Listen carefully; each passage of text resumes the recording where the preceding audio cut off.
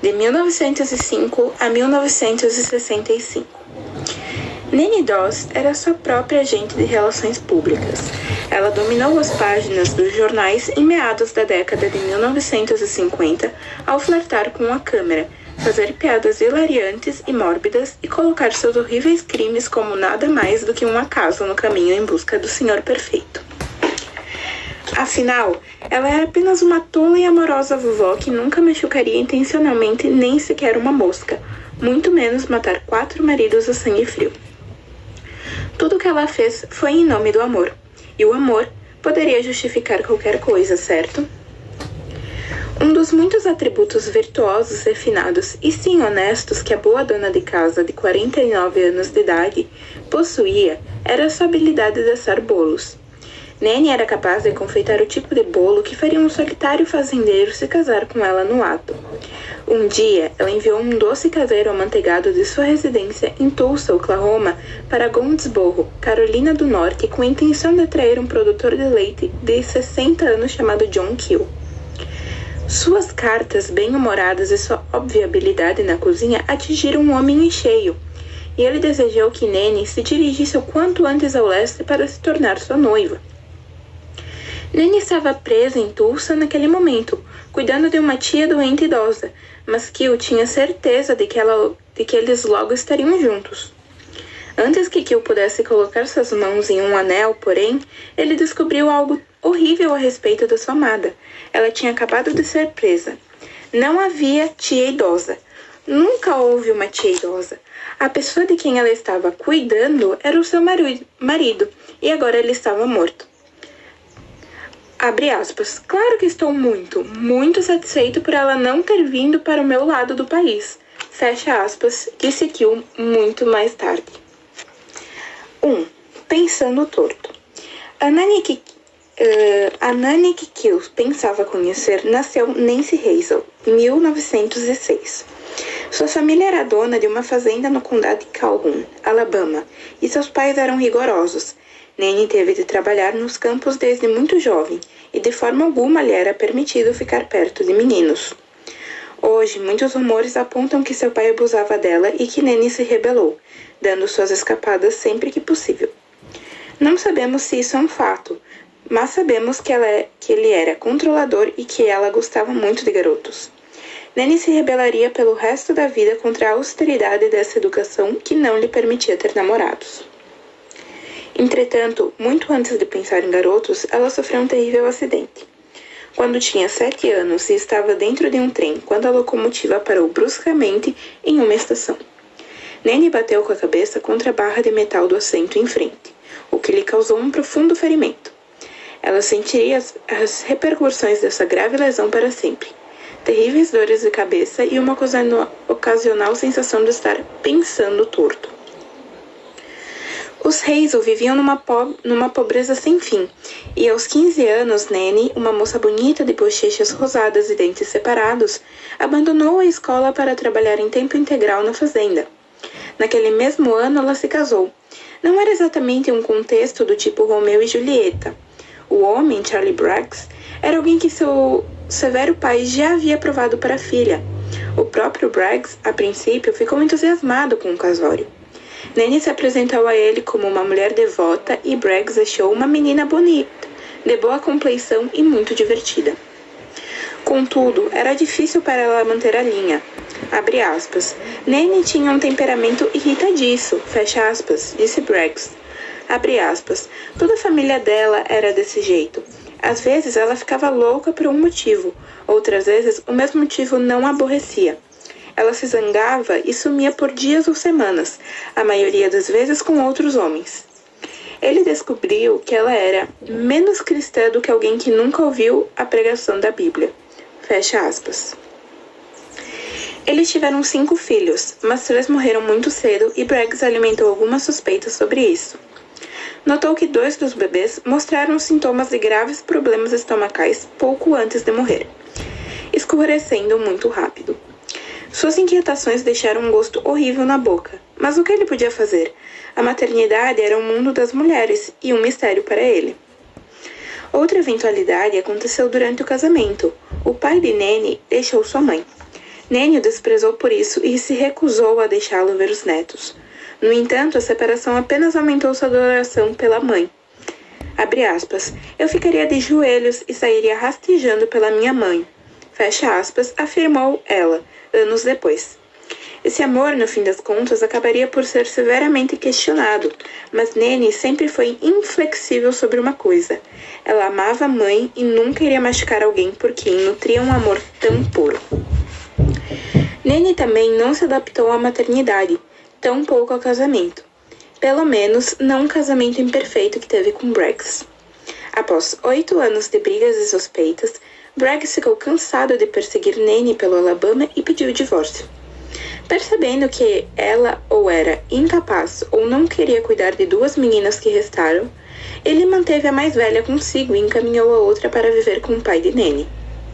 Anos depois, Nanny disse a um repórter que ela não odiava homens, apesar do que as suas ações implicavam, porque alguns homens eram bons. Ela certamente gostava da companhia masculina, estava sempre em busca de homens, escrevendo para eles, flertando com eles, casando-se com eles. E os homens que ela conheceu eram bons. Pelo menos é o que os amigos, vizinhos e familiares dela alegaram. Mas Nanny contou uma história diferente.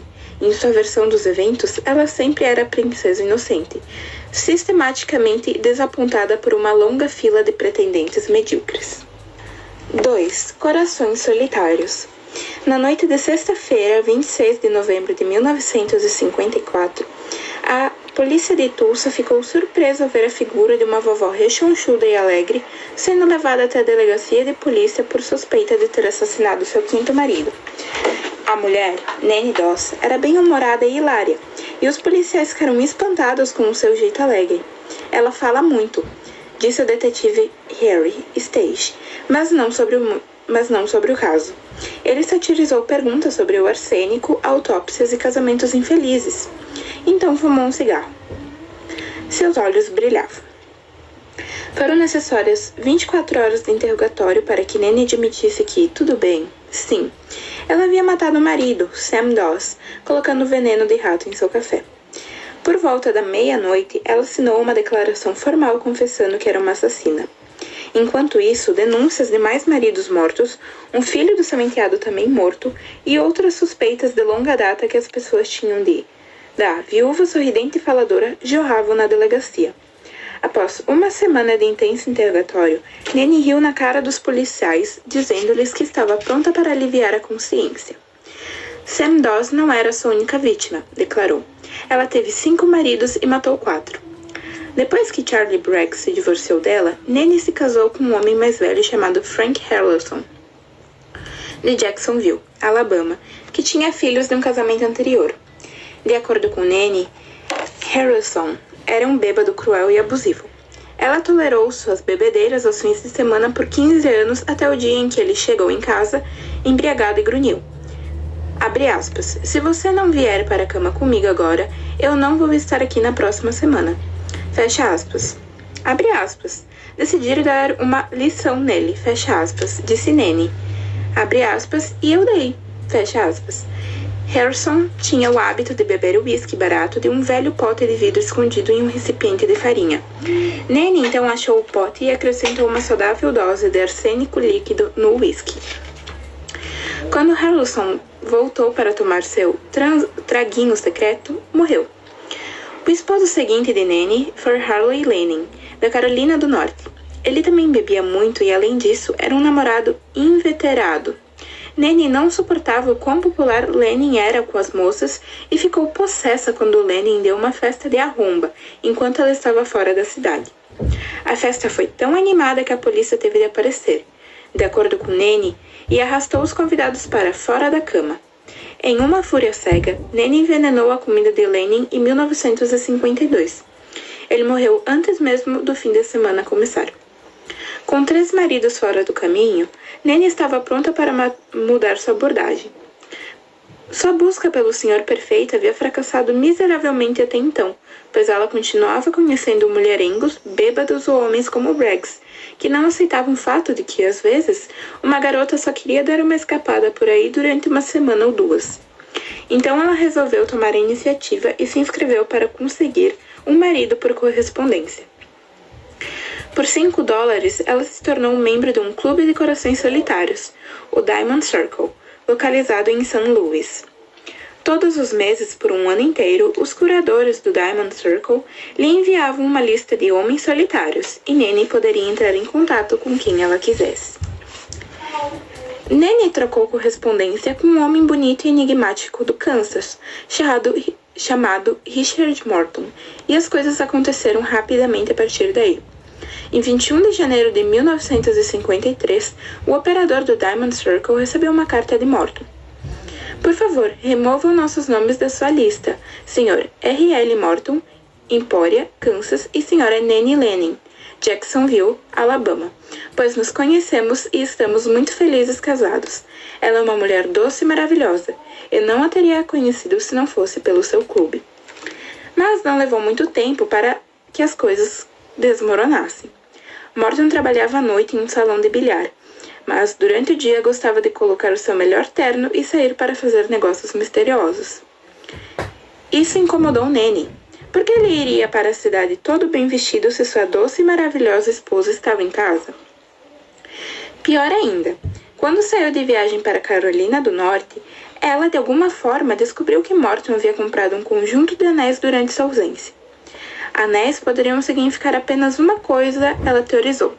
Ele estava saindo com outra pessoa. Abre aspas. Perdi a cabeça e explodi quando descobri que ele estava por aí com outra mulher. Fecha aspas, disse Nanny. Ela decidiu que se Morton podia fazer compras secretas, ela também podia. Então voltou para Carolina do Norte com uma garrafa de veneno líquido escondida em sua mala. Mais tarde, a polícia especularia que Morton havia inicialmente comprado os anéis como um presente para Nanny, mas depois as penhorou para ir até a Carolina do Norte encontrá-la, talvez percebendo que ela estava furiosa com ele. Se fosse o caso, aqui está o gesto grandioso e romântico que ela sempre quis, e ela simplesmente não sabia. Em vez disso, misturou veneno ao café de Morton, convencida de que ele a estava traindo. Se seus primeiros casamentos foram manchados pelo vício, álcool, violência e luxúria, seu último casamento foi tão prosaico que o tédio quase a conduziu à loucura. Sam Doss era um verdadeiro fracasso, um parcimonioso reparador de estradas e pastor em meio período da Igreja Batista do Livre-Arbítrio, que morava em Tulsa. Ele não a deixara comprar uma TV, mesmo que ela quisesse muito uma. Ele não a deixava dançar. Abre aspas. Sam me deu nos nervos. Fecha aspas, disse Nanny, quando lhe pediram para explicar por que tentou matar Doss em 2 ocasiões diferentes. Na primeira, ela preparou uma enorme tigela de ameixas secas cozidas, acrescentando veneno à vontade. Ameixas secas eram um grande sucesso na década de 50. O presidente Dwight Eisenhower declarou que sua comida favorita no mundo era uma sobremesa feita com claras em neve, polpas de ameixa e gelatina sem sabor Prune Whip. E o apetite de Doss era a única coisa generosa a seu respeito. Ele certamente gostava de ameixas secas, comentou Nanny. Preparei uma caixa inteira e ele comeu tudo. A iguaria despachou Doss para o hospital por 23 dias, mas não acabou com ele. No dia seguinte ao seu regresso, Nanny serviu o especial Richard Morton, café pelando com um torrão de veneno de rato, e o truque, como ela bem sabia, deu certo. Felizmente para os últimos cavalheiros solitários da América, ameixas secas e café foram o fim dos envenenamentos para Nanny. O médico assistente se recusou a assinar o atestado de óbito de Sam Doss, sem uma autópsia para determinar a causa da morte. Estranhamente, Nanny adorou a ideia e concordou que eles com certeza deveriam saber o que matou Doss, porque poderia matar outra pessoa. Os órgãos vitais do seu marido foram enviados para um laboratório em Oklahoma City e o patologista de lá surgiu com evidência condenatória.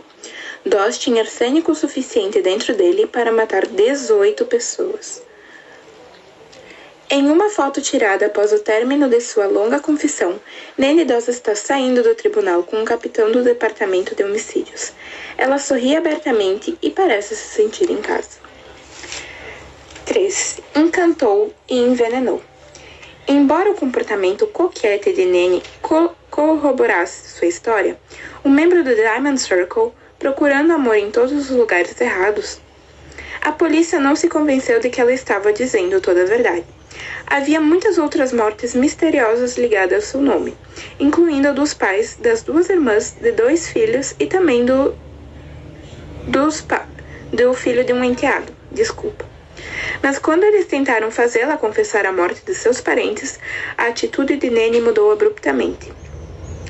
Abre aspas. Você pode cavar todos os túmulos do país que não encontrará mais nada relacionado a mim. Embora Nanny tenha soado profundamente ofendida em relação às insinuações, as evidências eram bem incriminatórias. Ela estava passeando com suas irmãs e sua amada mãe logo antes delas morrerem. Então, no dia após o funeral, Nanny se preparava para se casar com Richard Morton, o que não era exatamente a figura de uma filha em luto. E o irmão de Frank Harrelson, o marido número 2, ligou para a polícia para informar uma piada terrível que ouvira 1 década atrás. Ele e Harrelson estavam caminhando por um cemitério quando este último apontou para o pequeno túmulo de seu amado neto e murmurou que o menino havia sido envenenado. Depois simplesmente disse, eu serei o próximo. Nada disso se encaixava na imagem que Nanny criara com tanto cuidado. A de uma avó alegre e bem-humorada que flertou com policiais, sorriu para a imprensa e fez piada sobre toda aquela situação estúpida. Certo, talvez ela tenha matado um marido ou 2, mas tudo foi mascarado com um pouco de humor, como Em Esse Mundo é um Hospício, que, a propósito, foi lançado quando Nanny tinha 38 anos, e de qualquer forma, seus maridos eram trapaceiros, mentirosos, abusadores e conservadores. À luz disso tudo, seus assassinatos foram, digamos, pragmáticos, apenas o tipo de movimento que você esperaria de uma dona de casa sensata. Mas outras fontes negaram com veemência que Morton e Lanning alguma vez a enganaram. Na verdade, a lasciva história de uma suposta orgia de Lanning foi rebatida por ninguém menos que Charlie Braggs, o primeiro marido de Nanny. Em uma virada peculiar, uma das filhas sobreviventes de Nanny Braggs acabou se casando com um sobrinho de Lanning, e a festa que a polícia interrompeu era, na verdade, apenas uma inocente visita familiar. Abre aspas. O que aconteceu foi que a polícia soube que havia estranhos na casa e foi até lá para ver quem era. Fecha aspas, disse Charlie Braggs. Nanny nos escreveu uma carta horrível depois disso, mas não havia homem mais calmo e estável no mundo do que Harley Lanning. O irmão de Sam Doss começou a apontar furos na história de Nanny. Ele desconfiava dela desde o início. Abre aspas. Nenhuma mulher viajaria milhares de quilômetros ou mais para se casar com um simples trabalhador só porque ela o quer. Fecha aspas. Ele testemunhou Nanny torturando o puritano Sam Doss, fumando deliberadamente e vestindo roupas escandalosas, e discordou da imagem popular de Nanny como uma mulher simples, sincera, aberta e alegre. Essa não era a Nanny que ele conhecia. Ela era inteligente, ele afirmou, e astuta, muito astuta, e me lembro de que às vezes ela lhe dizia uma coisa e depois dizia o contrário. Apesar de seus detratores, Nanny estava curtindo recém-descoberta fama.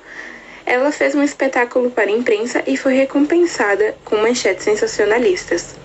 Vovó amada e tranquila fala sobre envenenamento de 4 dos 5 cônjuges. Vovó de Tulsa encantou e envenenou.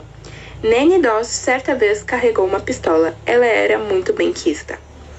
Momento antes de Nanny aparecer na TV para ser entrevistada, o cinegrafista sugeriu, em tom de brincadeira, que ela tirasse os óculos e sorrisse para a câmera. A senhora pode arranjar outro marido se parecer bem apessoada. Nanny respondeu, e não é que eu mataria por isso? E riu do seu próprio trocadilho. Ela era a maior notícia de Oklahoma em 1954 e sabia disso. Nanny certamente não era a primeira nem a última assassina em série a alcançar e mesmo desfrutar de notoriedade, mas era uma celebridade em um momento interessante nos Estados Unidos. Pense em todo o clichê que você conhece sobre a década de 50. Donas de casa passando seus dias aspirando o carpete, com seu martini na mão e um olhar de horror existencial. E todas as casas equipadas com um aparelho de horror de TV. A fama de Nanny se encaixava perfeitamente nessa paisagem social. Ela era a paródia distorcida da dona de casa, uma mulher aparentemente obcecada com o casamento e, digamos, com a culinária, mas uma mulher que usou seu charme feminino para atrair e matar homens, e não para ficar com eles. Ela usava óculos no estilo gatinho e batom. Seu cabelo era cacheado. Foi fotografada com um colar duplo de pérolas. Apareceu na TV dando entrevistas e flertando com um cinegrafista, criando uma intimidade entre o público e a homicida, algo impensável no caso de damas assassinas que vieram antes dela, o que permitiu que sua reputação se espalhasse mais e mais. Talvez a versão da feminilidade que Nanny apresentou ao mundo parecesse, de uma maneira obscura, mais atraente, e certamente mais acessível às suas colegas mulheres do que as versões propagadas por outras fontes. Afinal, quando as donas de casa dos Estados Unidos, que assistiam à cobertura do caso de Nanny, mudavam de canal, elas eram apresentadas a deusas como Marilyn Monroe, brilhando em vestidos brancos e se casando com estrelas do beisebol. Imagens tão perfeitas que pareciam vindas de terras distantes. No próximo vídeo eu vou continuar o capítulo 4, 5 e 6. Se vocês gostaram desse episódio, deixem seu like, recomendem o vídeo e comentem. Muito obrigado, até o próximo vídeo.